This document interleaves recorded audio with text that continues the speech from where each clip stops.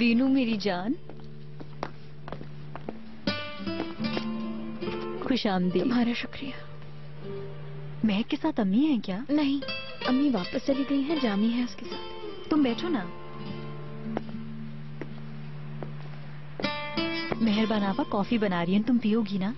हाँ जरूर।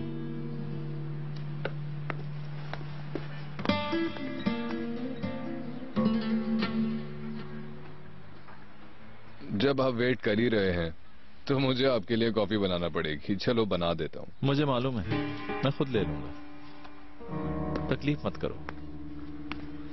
तुम पियोगे क्या? मैं पी रहा हूँ। बहुत बहुत शुक्रिया।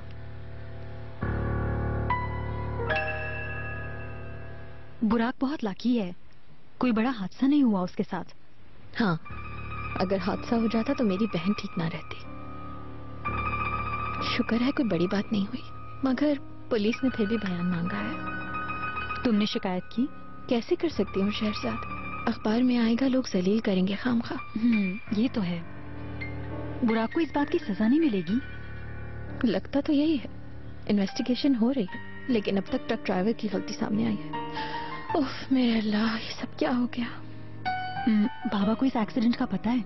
नहीं, बाबा यूनिवर्सिटी के एक सेमिनार में अमेरिका गए हुए हैं, उन्हें कुछ नहीं मालूम।